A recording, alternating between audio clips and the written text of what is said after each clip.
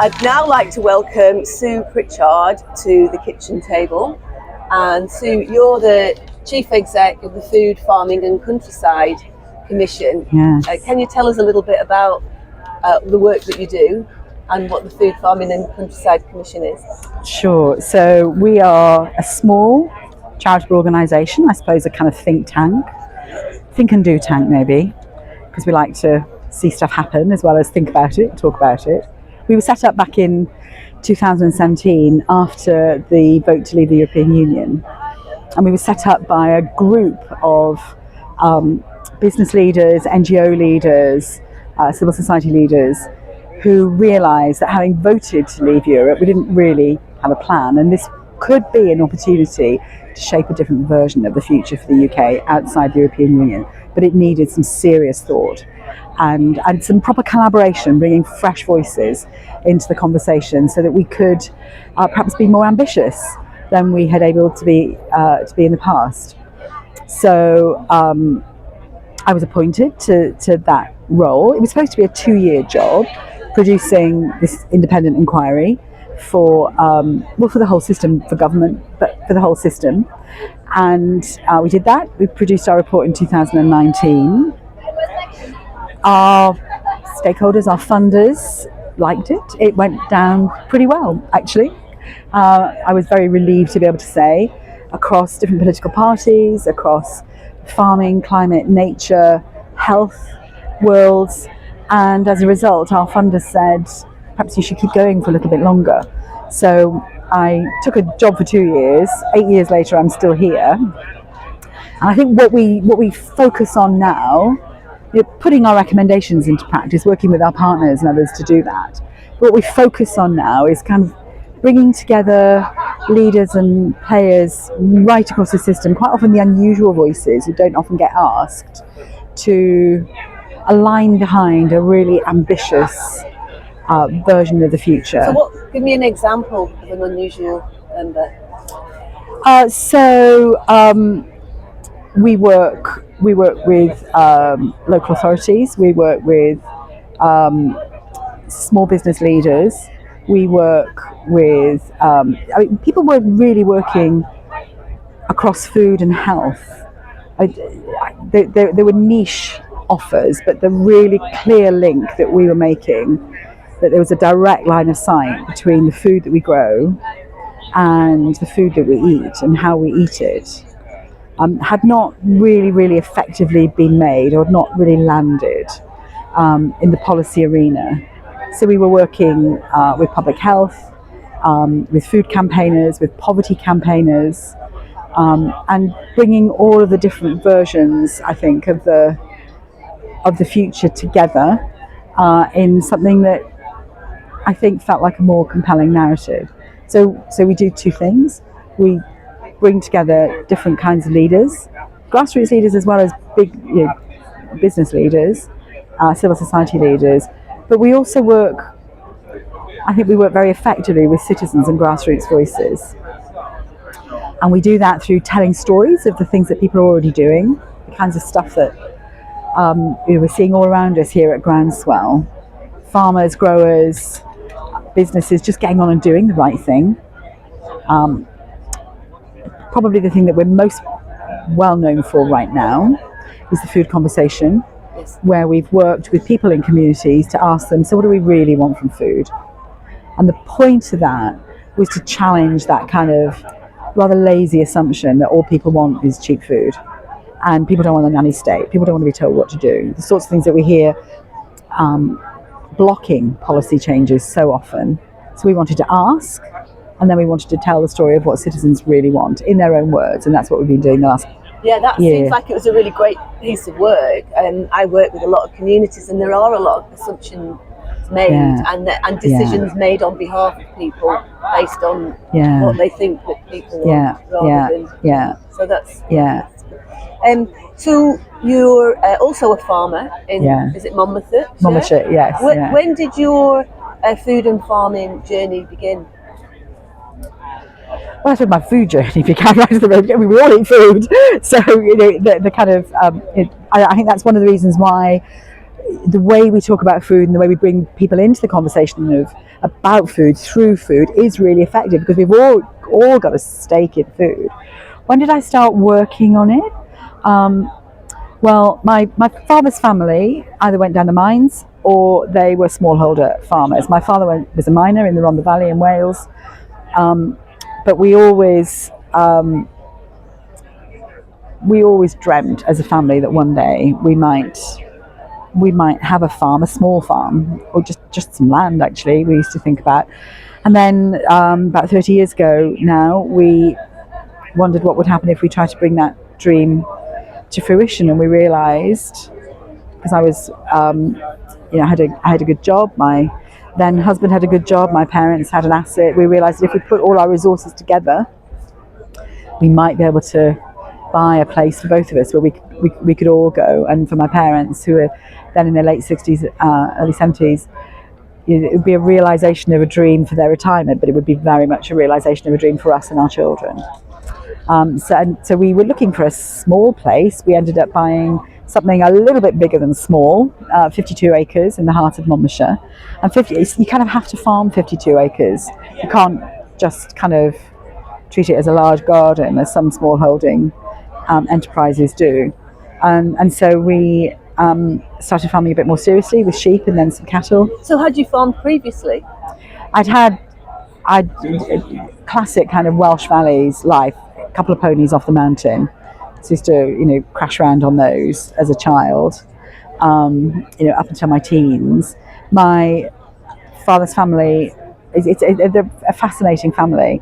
They're very much Welsh Valleys family, but one of my cousins is a champion chicken breeder. Another of my cousins is a champion horse breeder. Wins horse and hound champion breeder cups on a regular basis. So although we weren't kind of conventional farmers, for the Welsh Valleys, we were very much rooted in that world. So we had it was in your blood. Kind of, yeah. It was certainly, it was a huge draw and call for us. It was a thing that we talked about often and we could never get out of our heads, really. It's a huge responsibility, isn't it? Yeah. And it does feel like that, doesn't it? You feel, even though, this isn't a family farm that we've inherited, it's a family farm we bought. Yeah. And as soon as you buy that land, you find yourself in relationship to it, with a responsibility for it, which we take incredibly seriously. So we converted to organics. We started looking at conservation practices around the farm. We put in loads of hedgerows. We created streamside corridors. It's right in the heart of Monmouthshire. It's a beautiful place. So we had ancient coppice woodlands. We have ancient coppice woodlands. Lots of wild spaces on the farm where we were able to, kind of let nature flourish, but still wanting to keep livestock. And so we produce grass-fed, pasture-fed, organic lamb, hogget actually, and beef for our kind of friends and family, but we have kind of roots into the marketplace through small local networks. So you're kind of coming at it from both ends. You've got your kind of policy end and your work that you're doing at the Food and Farming Countryside Commission, and then you actually you're living it on the farm. You've just been to hear Steve Reed talk. How do you feel from your sort of with your farmer hat on how that affects you as a farmer? So it's interesting. We farm in Wales, so of course it's a devolved subject. So my minister in Wales as a farmer is Hugh Ranker-Davies, and Welsh policy has developed a little bit differently in the last few years. So I tend to listen to Steve Reed with my professional hat on, not with my personal hat on, because the things that he said isn't going to affect me as a farmer. Although I'm very interested to see how, if at all, Welsh and English policy might start to line up a little bit. Is that looking like? I'm not seeing any very obvious signs at the moment, but I suppose I am starting to see a different value set come through. So, when Steve was talking right now about the importance of profitable farmers in flourishing rural communities, you can see that his interest is as much in the rural community as it is in the farming sector. So that kind of the horizontal relationships between people in communities, the services that they have access to, and the kinds of rural businesses which farming is an absolutely central part, are able to make a contribution. And that's kind of very much how we perhaps think about things in Wales. There's a lot more horizontal connection in Wales than I often see in England. Local connection, local and community connection around things like public service boards, for example, in Wales. But I thought the speech was more animated than I've seen him in a long time. I think there is something about Groundswell. You come along, the energy, yes, absolutely. Yes. The energy is infectious. Yes.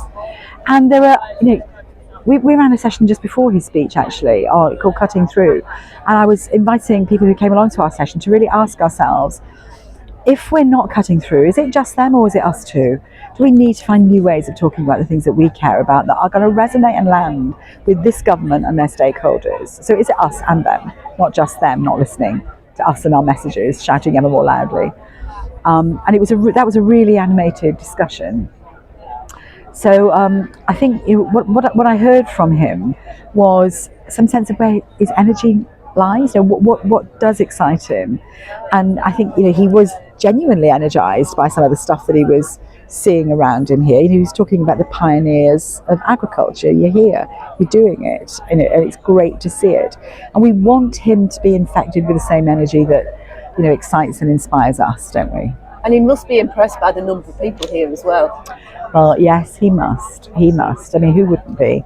And the variety of people. One of the things I love about Groundswell is that you can sit down, as we are sitting here, you can peer across at the kind of avenues between the tents, and you will see as many, Tattersall Czech, Shino conventional farmers as you will, hippies in funky hats, and that this is a group of people who may not necessarily have masses in common in other places, but they have this in common. And they have this version of the future in common that they're working together now to kind of co-create. You've done 2 sessions, is it? You've been done two stage sessions. We'll be doing a few other things.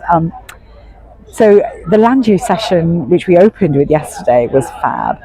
I could not help but reflect that when we started our inquiry back in 2017 and through the first phase through 2018, when we were kind of asking people, what do we need to talk about? Where do we need to look? Where are the issues? Where are the crunch points? We were told over and again, you can't talk about land. You can't talk about land in England. It's far too sensitive. It's just going to put everybody off. And yet, of course, everything comes back to land use decisions ultimately. So we, through that early stage of the inquiry, try to find a way of talking about land which would engage people. And we talked about land use frameworks, so not a strategy, not a plan, but a framework, a way of making better quality decisions together. And that was seen to be a bit risky at the time, and then a little bit geeky and a little bit techy. And then we were opening, the conference at Groundswell in the big top with a packed audience, all really interested in how we're going to make better land use decisions, because it affects all of us across so many sectors. And that felt like a bit of a win. You could take that as a bit of a win, I think. And then the public session that I was chairing earlier was called Cutting Through. How are we going to talk differently between ourselves to our stakeholders about what we care about, so it really does land, so our priorities can mesh more effectively with their priorities, and we can demonstrate much more confidently and inspiringly that things that we want to do are part of the solutions to the kind of issues that government's trying to tackle. That was good. It was very good. I remember coming to one of your sessions last year, and one of the conversations, not just in your session but others as well, was about the importance of cooking in schools and nutrition in schools. Yes. And that's an area that I kind of work with families and schools and try to teach, but it's outside, so we're always trying to get funding, and it's always do you think we're any nearer to that a year on? I think we probably are, because the child health arguments, which Anna Taylor's been making in the Big Top just now, are some of the most compelling arguments that we have available to us. Children's health is deteriorating. Children's life expectancy. Children born now have now a shorter life expectancy than children born 10 years ago. And that's as a result of the food that they're eating and the environment the food environment that they're growing up in. And we should be outraged by that. We should be utterly outraged by it. Whilst big pop businesses, are carrying on marketing the heck out of products that they now know are unhealthy, our kids are suffering, and as a result, families are suffering. That's one of the most compelling stories I think we've got to tell, and that is cutting through. People do want to talk about that because people are astonished. And when we talk to citizens about that, when we talk to them about their lived experience in their families, one wonderful woman said, I try really hard to tell my kids not to drink so much Coke. He's drinking Coke all the time. I try really hard to tell him not to, but it's on every advertising billboard that you pass. It's there at the front of the shops. It's everywhere. What am I doing wrong if I can't get him to, drink something different? And when we say to her, look, you're not doing anything wrong, but you are fighting against an industry that is using every device at its disposal to persuade your child to drink more of its product, even though they know it's harmful. It's like the states are set up against absolutely for so many families. I work in various communities, and I see that all the time. One of the things that interested me the other day, I was teaching nutrition to a group of health professionals, and they were we were talking about various things, and they said, "What? Isn't it interesting that we didn't get to learn this at school? Why? This should be common sense. This should be everybody should know this. Why didn't we?" And yes, why not? Yeah. Why are we not learning about the right foods to eat when as soon as we're able to make choices? Yeah, I mean, I'd perhaps challenge that a little tiny bit, because I suspect we are learning that we should be eating more fresh fruit and veg and unprocessed or minimally processed foods. We should be eating more fibre in our diets. We should be eating less but better quality meat. I think most people probably do know that in their heart of hearts, because that's been the public health message for decades, but it's drowned out by industry advertising and marketing. And people quite rightly say, well, surely they wouldn't be allowed to say that stuff if it wasn't okay. So I know that this is what we should be eating more of, but I didn't really know that this stuff is so actively harmful to our health. And I didn't really know that this food is addictive and it's making our kids unhealthy. Because if all of that's true, how does government even let that happen? So I think it's not that they don't know, but they can't kind of square the circle that says, blimey, that other stuff is actually harmful. That's the bit that's not really, really being landed. I think increasingly it is being landed now. People are coming to terms with that. But I think for me the message is, this is a structural issue. This is a big structural and systemic issue, and it's not going to be solved by people trying to shop differently on a Friday, although they should do that too. And it's not going to be solved by cooking lessons in schools, although we should be doing that too. It can only be solved by governments tackling the hugely asymmetric power that big food has around the world. This isn't just a UK problem, this is a global problem. It's affecting the global south, the north, developing countries, who are seeing their food strategies, their food culture being shaped and being damaged by the actions of a few small global agribusinesses. Drowned out. The messages are drowned out, aren't they? Yeah. Can you see that? Is that likely to change in our lifetime? Well, government's consulting on a food strategy right now. Yep. And one of the big wins, I think, that I'm really grateful for Secretary of State has agreed to a second pillar alongside the Food Strategy Advisory Board, which is the Citizens Advisory Council. So they're bringing citizens' voices to the heart of the food strategy development process. And I think when I listen to citizens speak so clearly and so passionately about the kind of food system that they want to see in the future, it's going to be much harder, I think, for ministers to be seduced by the kind of the clever messaging of industry actors who, even when they know what needs to happen, really, they kind of slow the pace of change. They don't act as quickly as they could. They don't act as broadly as they could. And so I think it's going to be really interesting to see how citizens' voices really cut through in the food strategy formulation and really let ministers know, contrary to some of the kind of lobbying that they hear, no one wants a nanny state. They absolutely want government to act because they know it's only government that's got the power to act on those big structural issues. I've heard you speak over the years at various conferences, and every time it's like you make so much sense. Do you think that you are being listened to? Well, we're still here. I took this job for 2.5-3 years. I was expecting to be sailing to Greece in my boat now and being Meryl Streep in Mamma Mia. I still have an old boat hanging up in my barn waiting for that moment to happen. I guess we must be doing something right.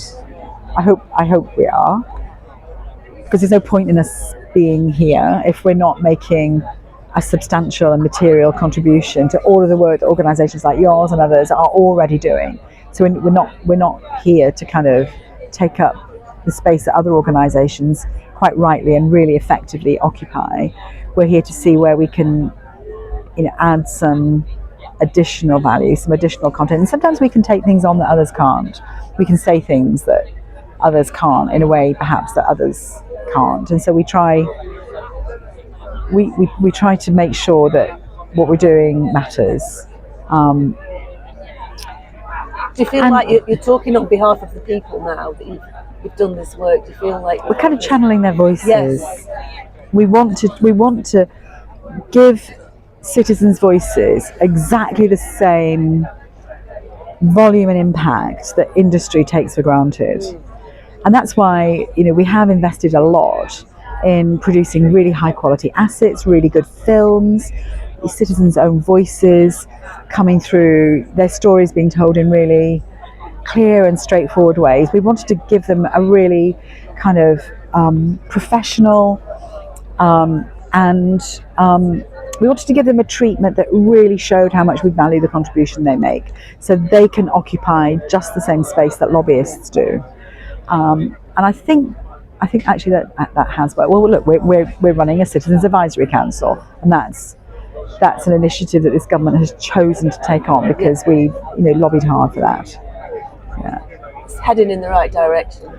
Yeah, baby steps. Yeah. And sometimes all of the work that we collectively do, sometimes you reach the tipping point and things change quickly. Sometimes change can happen really, really slowly. Sometimes things can happen quickly. So let's see how we go. I often think in my work I'm just banging my head against a brick wall. A lot of my work involves, I work with lots of communities around various nutrition projects, and I work with farmers, trying to link farmers with communities. And sometimes I just think, why am I doing this? It's just the situation's getting worse. But speaking to you now, it kind of feels like I might just carry on a little bit longer. There might be a little bit of hope there. And the work that you're doing is really important and valued, and I really appreciate that. I just want to ask one last question.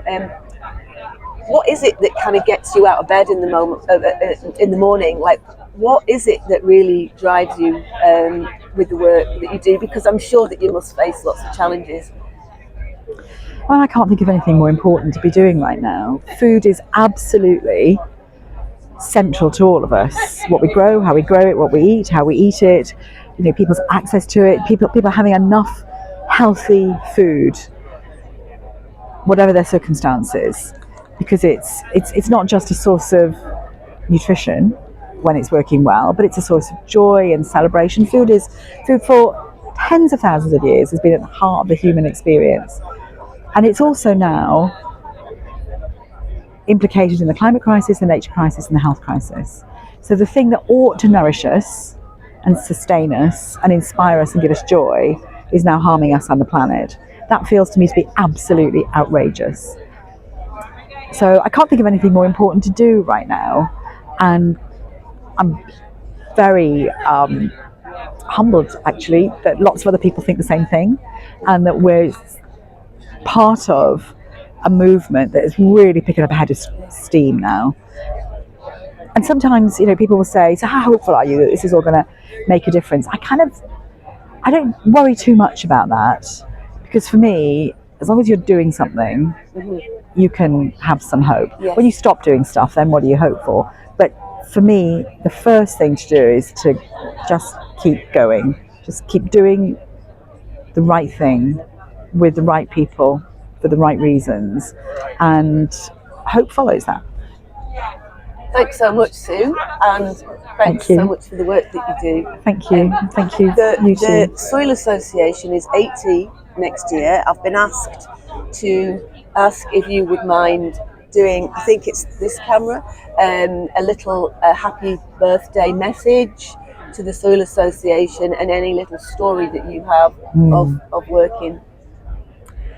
Happy birthday, Soil Association. Been inspiring farmers for 80 years.